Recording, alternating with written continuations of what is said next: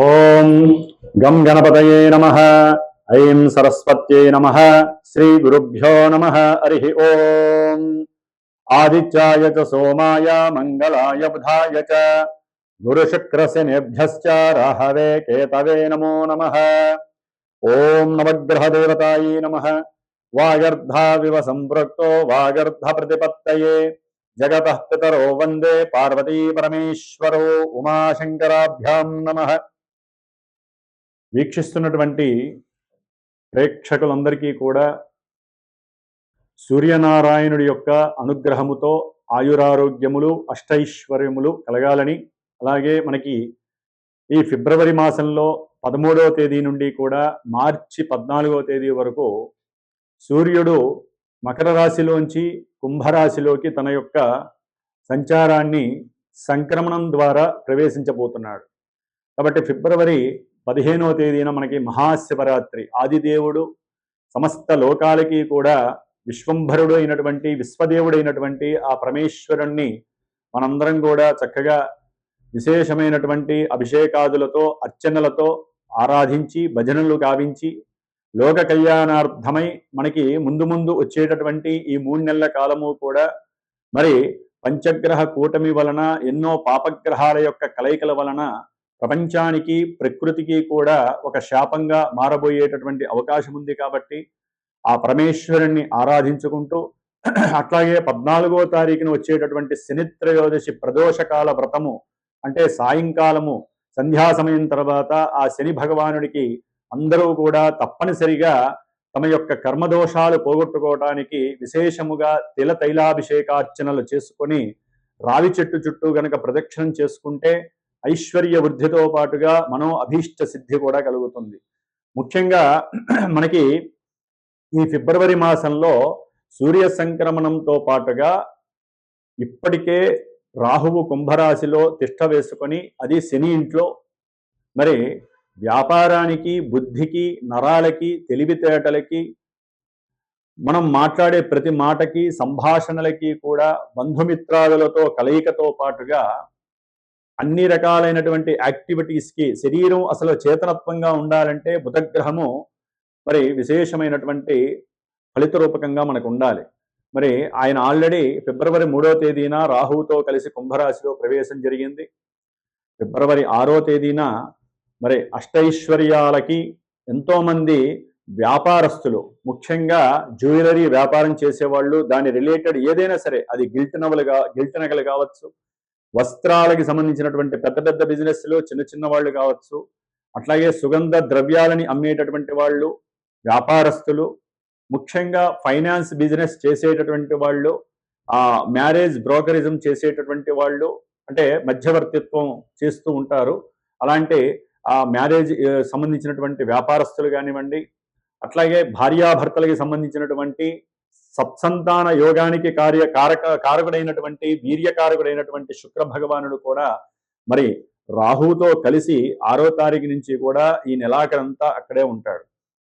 అట్లాగే ఇప్పుడు అసలైనటువంటి గ్రహము కుజగ్రహము. ఇది ఫిబ్రవరి 23వ తేదీ నుండి కూడా దాదాపుగా ఏప్రిల్ 2వ తేదీ వరకు కూడా కుంభరాశిలోనే ఈ గ్రహాలన్నిటితో సంచారం చేస్తూ కుజుడు రాహువు కలవటం ఒక రకంగా కూడా మంగళయోగం అయినప్పటికీ కూడా, కుజరాహుల యోగం అయినప్పటికీ కూడా, సింహంలో ఉన్నటువంటి కేతువు, ఈ యొక్క కుజరాహు కేతువుల యొక్క సంయోగము శని ఇంట్లో జరగడం ద్వారా ఎన్నో బీభత్సకరమైనటువంటి సమస్యలు అనుభవించేటటువంటి పరిస్థితులు మనకు కలగచ్చు అని శాస్త్రం తెలియజేస్తోంది.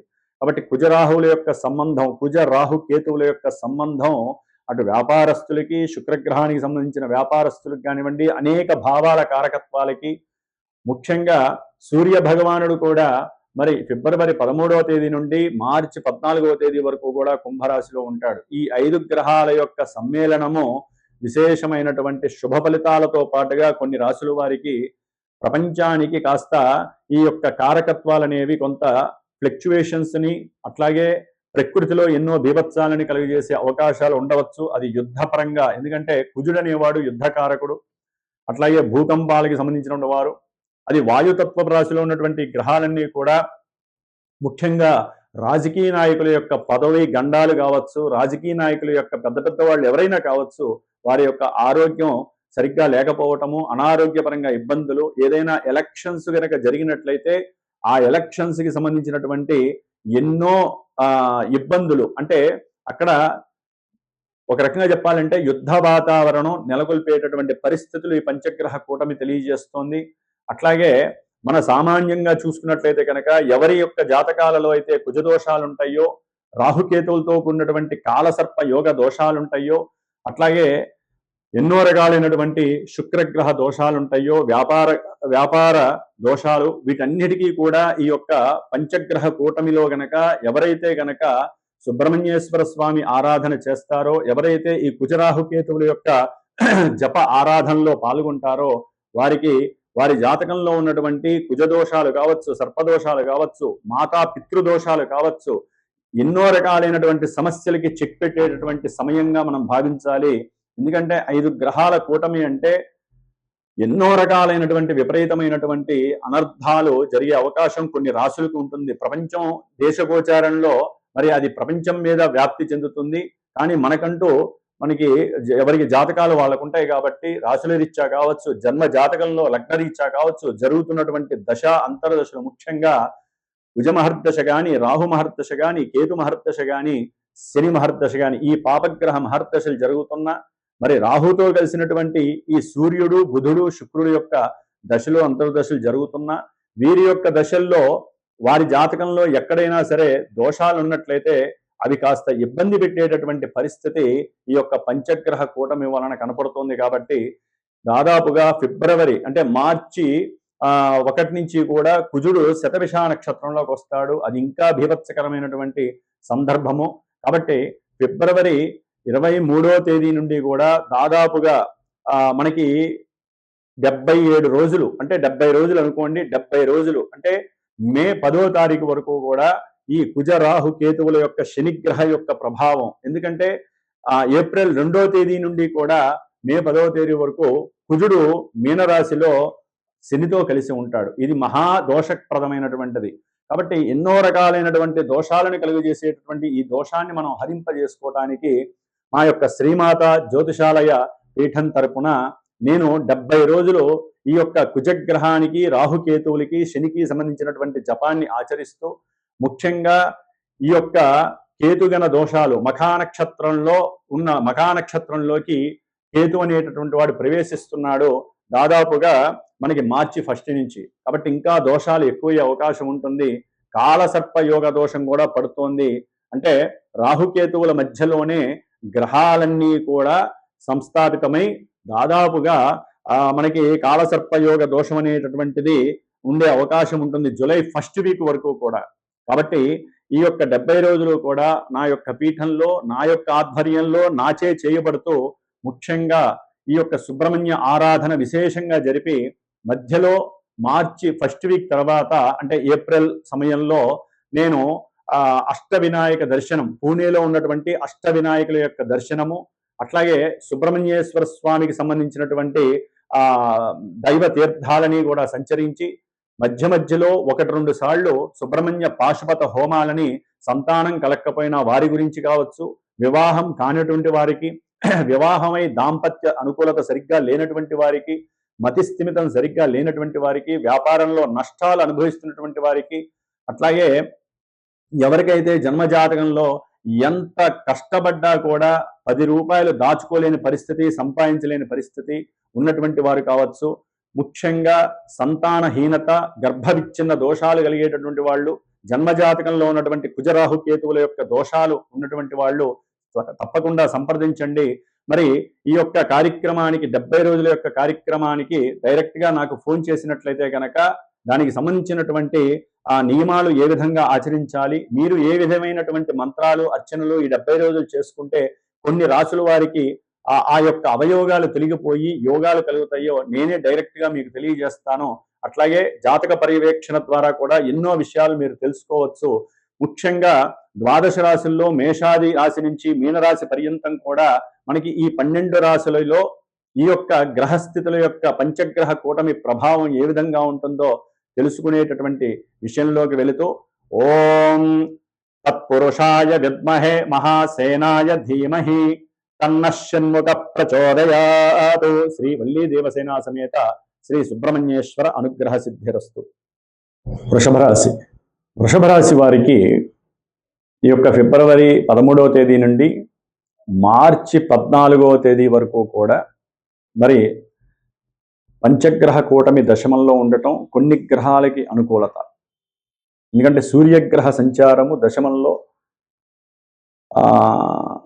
ఆయన ప్రయాణం చేయటం విద్యార్థులకి శుభసూచకం. అట్లాగే ఎంతోమంది ఉన్నతమైనటువంటి గృహయోగం కోసం పరితపిస్తూ ఉంటారు. ఆ గృహానికి సంబంధించినటువంటి మాటలు అంటే సంప్రదింపులు జరిపేటటువంటి అవకాశాలు, చాలా ముందుకు వెళ్ళేటటువంటి పరిస్థితులు, అది వరకు ఏదైనా వీరికి పిత్రార్జితమైనటువంటి గృహాలు కానీ, అట్లాగే స్థిర చిరాస్తులు కానీ, వాహనాలు కానీ ఇవన్నీ ఉంటే కూడా అవన్నీ అమ్మేటటువంటి పరిస్థితి, అంటే అమ్మేసేసి మళ్ళీ వాళ్ళకున్నటువంటి కోరికలతో కొత్త గృహాన్ని కొనడమో, కొత్త గృహాన్ని నిర్మించుకునేటటువంటి పరిస్థితులు కానీ తప్పకుండా దొరుకుతుంది. దానికి సంబంధించి ఇంకా కొంతమందికి ధనము సరిపోక కోర్టుని ఆశ్రయించడం, అంటే బ్యాంకుల్లో గనక వీరి యొక్క ఆస్తులు ఏదైనా గనక జప్తు చేయబడి ఉన్నట్లయితే వాటి గురించి కోర్టులకు వెళ్ళి అవి మళ్ళీ వెనక్కి తీసుకునేటటువంటి ప్రయత్నాలు జరగడం వృషభ రాశి వారిలో చాలా వరకు జరుగుతుంది. ఏదేమైనా వీరికి సూర్య భగవానుడు దశమంలో ఉన్నాడు కాబట్టి విశేషమైనటువంటి ఉద్యోగ ప్రాప్తి కలిగే అవకాశము, ఉద్యోగంలో ప్రమోషన్స్ కలిగి ఆనందకరమైనటువంటి ధనాభివృద్ధి కలిగేటటువంటి పరిస్థితి కలుగుతోంది. వీరికి ఉన్నటువంటి అప్పుల బాధ వలన, అట్లాగే కుటుంబంలో కొంతమందికి భార్యాభర్తల మధ్య సరైనటువంటి సఖ్యత లేకపోవటం వలన వీరికి ఉన్నటువంటి అప్పుల బాధతో వారు ఒకరికొకరు కీచులాడుకుంటూ విడిపోయేటటువంటి పరిస్థితి. పూర్వంలో చేసినటువంటి తప్పులు, పూర్వకాలంలో వీరికి ఉన్నటువంటి కొన్ని కాంటాక్ట్స్, ఫోన్ల ద్వారా వీరికి నడిపిస్తున్నటువంటి సంభాషణల ద్వారా భార్యాభర్తల మధ్య కొంతమంది వృషభ రాశి వారికి లేనిపోని అనుమానాలు, ఒకరిని ఒకరు శంకించుకోవటము, ఎవరి దోషాలను వారు వేరెత్తి చూపించుకోవటం లాంటివి జరిగి వృషభ రాశికి సంబంధించినటువంటి భార్యాభర్తలు చాలా మంది కూడా వారి జాతకంలో కనుక ఇవి అవయోగంగా ఉన్నట్లయితే, శుక్రుడు అవయోగంగా ఉంటే, ఎందుకంటే ఇప్పుడు వృషభ రాశి వారికి శుక్రుడు రాహుతో కలిసి ఉన్నాడు, ఇది మహాదోషప్రదము. ఆరోగ్యరీత్యా కూడా ఎన్నో సమస్యలు వీరు ఎదుర్కోవాల్సిన పరిస్థితి. అట్లాగే కొన్ని వాహన ప్రమాదాలు కూడా వీరికి ధన నష్టాన్ని కలుగజేసేటటువంటి పరిస్థితి కలుగజేస్తోంది. అనుకున్న అభీష్టాలు నెరవేరటానికి ఇంకా కొంత సమయం వీరికి వేచి చూడాల్సినటువంటి పరిస్థితి కలుగుతోంది. ధన పంచమాధిపతి అయినటువంటి బుధుడు దశమంలో రాహుతో కలవడం ద్వారా వీరు వ్యాపారంలో విశేషంగా ఏదైనా కనుక షేర్స్లో కానీ, అంటే వారు ఇరువురు కలిసి అంటే భాగస్వాములు ఇద్దరు కలిసి లేకపోతే నలుగురు కలిసి ఎవరైతే ఒక వ్యాపారాన్ని స్థాపించి ఆ వ్యాపారాన్ని షేర్స్లో కానీ, స్పెక్యులేషన్స్, స్టాక్ మార్కెట్స్ ఇట్లా వీటి పరంగా ధనం వచ్చేటటువంటి ఏ వ్యవస్థలో పెట్టారో అవన్నీ కూడా కలిసి వచ్చేటటువంటి అవకాశము, వ్యాపారాన్ని వృద్ధి చేసుకుంటూ ఆ వ్యాపారంలో విశేషమైనటువంటి ధనలాభాన్ని చేసుకుంటూ ఉన్నటువంటి అప్పుల్ని తీర్చుకునే పరిస్థితి కూడా అటు గురుడు ఇటు బుధుడు కూడా వీరికి ప్రసాదిస్తున్నారు. అట్లాగే విద్యార్థులకైతే కనుక చక్కటి గవర్నమెంట్ పథకాలు కొంతమందికి లభిస్తాయి. క్రీడాకారులకి, అట్లాగే కొంతమంది ఎవరైతే పోటీ పరీక్షల్లో పాల్గొంటారో వారికి కొంత ఎదురు దెబ్బలు తగిలినప్పటికీ మనోదీక్షతో, శారీరక శ్రమతో అనుకున్నది సాధించాలనే యాటిట్యూడ్తో గనక వీరు ఎన్ని కష్టాలు ఎదురైనా ముందుకి వెళ్ళగలిగితే గనక తప్పకుండా విజయ సాధన వైపు వీరు వెళ్తారు. శని బలం చాలా స్పష్టంగా ఉన్నటువంటి ఈ వృషభ రాశి వారు అనుకున్న సంకల్పాలు లేట్ అయినప్పటికీ కూడా చక్కటి విజయలాభ సాధన సిద్ధి వీరిలో ఉంటుంది కాబట్టి చక్కగా ప్రయత్నం చేయాలి.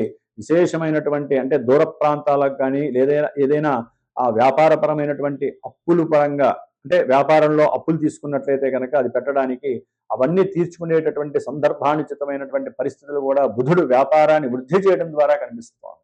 అట్లాగే ముఖ్యంగా సప్తమ ద్వాదశాధిపతి అయినటువంటి కుజుడు వీరికి వృషభ రాశి వారికి దశమంలోకి వస్తున్నాడు. ఇది కొంత వ్యాపారంలో భాగస్వాముల మధ్య కొంతమందికి లేనిపోని అనుమానాలు, ఆకస్మిక దుస్సంఘటనల ద్వారా వ్యాపారం అభివృద్ధి కోల్పోయి కొంతమందికి మాత్రమేనండి, కొంతమందికి లాభం వస్తుంది, కొంతమందికి ఇబ్బందులు కలగడానికి అవకాశం ఉంటుంది. అది జన్మతః ఎవరి జాతకానుసారం వారికి నిర్ణయింపబడుతూ ఉంటుంది. ఇక్కడ 5 గ్రహాల యొక్క కూటమి ఎన్నో వేల లక్షల పరమైనటువంటి సందర్భపరమైనటువంటి అసందర్భకరమైనటువంటి విషయాలను సూచిస్తూ ఉంటుంది. ఎందుకంటే ప్రతి గ్రహానికి దృష్టితో పాటుగా అవి నడుస్తున్న నక్షత్రాదులు జాతకం, జన్మజాతకం మెయిన్ అండి. ఇక్కడ ఈ జన్మజాతకంలో జరిగేటటువంటి ఈవెంట్స్ మాత్రమే ఇక్కడ మనకి కనిపిస్తూ ఉంటాయి. కాబట్టి ఎవరైనా సరే ఈ రాశులు వినేసి మాకు లాభం వస్తుందని సంతోషపడకండి, మాకేదో జరిగిపోతుందని చెప్పి బాధపడి టెన్షన్ పడి దయచేసి ఇబ్బందులు పడకండి. ఎవరికైనా సరే డేటు, టైము, ప్లేసు పర్ఫెక్ట్గా ఉన్నట్లయితే కనుక మాలాంటి గురువుల్ని సంప్రదించి తప్పకుండా మీకు జరిగేటటువంటి ఇబ్బందుల్ని తెలుసుకోండి, వాటికి తగ్గ పరిష్కారాలు తెలుసుకొని ఆచరించండి. మీరు ధైర్య సాధనతో ఉంటేనే మీ జాతకం మిమ్మల్ని ముందుకు తీసుకెళ్లే అవకాశం ఉంటుంది.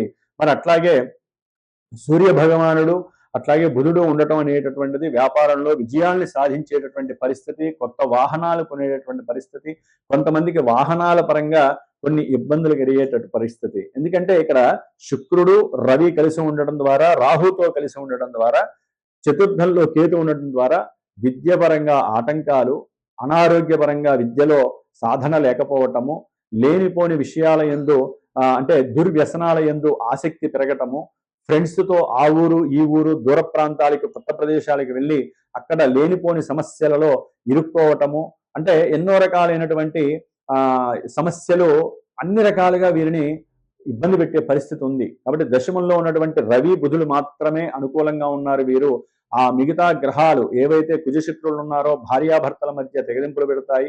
శనిగ్రహ బలం బాగున్నప్పటికీ, గురుగ్రహ బలం బాగున్నప్పటికీ ఈ మిగతా 6 గ్రహాలు 7 గ్రహాలు కూడా బాలేదు. కాబట్టి తప్పకుండా వృషభ రాశి వారు నవగ్రహాలకి మొత్తము జపశాంతులు చేయించుకోండి, నవగ్రహ స్తోత్రపారాయణ చేయించుకోండి, నవగ్రహ పాశుపత రుద్రాభిషేకాన్ని కానీ హోమాన్ని కానీ చేయించుకోండి. లేదా మన పీఠంలో చేస్తున్నటువంటి ఈ 70 రోజులు కూడా ఈ యొక్క కుజగ్రహ దోష, కుజరాహు కేతుగ్రహ శనిగ్రహ దోష పరిహారార్థమై చేసేటటువంటి సుబ్రహ్మణ్యేశ్వర ఆరాధనలో పాల్గొన్నట్లయితే సంతానము, ఉన్నతమైనటువంటి విద్య, ఉన్నతమైనటువంటి వ్యాపార వృద్ధి కలిగి జీవితంలో ఈ 70 రోజుల యొక్క సుబ్రహ్మణ్యేశ్వర ఆరాధన, ఈ గ్రహాల యొక్క జపతపాల యొక్క హోమం యొక్క ప్రతిఫలం అనేటటువంటిది మీకు ముందుకు నెట్టేటటువంటి పరిస్థితి, చక్కగా జీవితంలో వృద్ధిలోకి వచ్చేటటువంటి పరిస్థితిని కలుగజేస్తుంది. ఓం శ్రీమాత్రే నమః.